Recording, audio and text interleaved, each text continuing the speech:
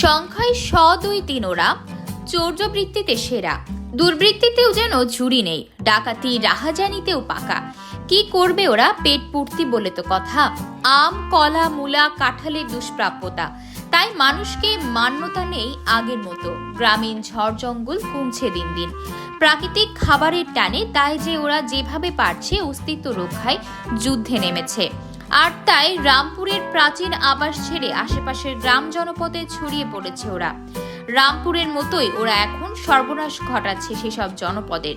সরকারের উদ্যোগ নয়, ভূমি অফিসার ছিল, একবার উদ্যোগ নিতে চাইছিল, কিন্তু এটা আবার স্থগিত আছে। কিন্তু আমাদের এলাকাতে বানরে খুব ক্ষতি করে।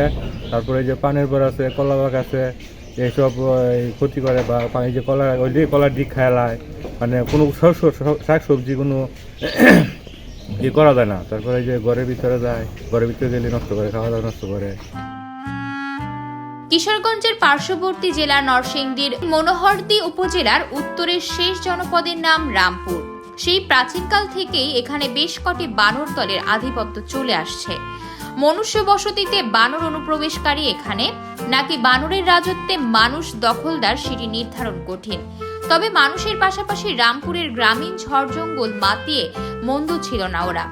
কিন্তু হালে গ্রামীণ জঙ্গলের আকৃতি কমেছে, ফলে খাবারে টান পড়েছে তাদের। এই জনপদে বানর এখন রীতিমতো উটকো ঝামেলা একটা। তাদের জীবন ধারণের রীতি এখন রীতিমতো উৎপাতে জনপদে। বেশ কয়েকবার আসছি এবং আইসা এগুলো দেখতেছি, এলাকার মধ্যে বানরগুলা ঘোরাফেরা করে এবং এগুলা দেখছি প্রায় অনেক বানর অসুস্থ, শুকনো, এদের খাবারে হয়তো অভাব।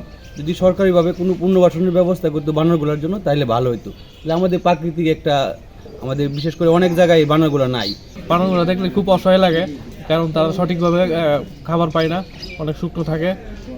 এলাকাবাসীও খুব ইয়া থাকে। যদি সঠিক খাবার দিয়ে থাকে তাহলে হয়তো বা বানরগুলো সঠিকভাবে খাবার পায়।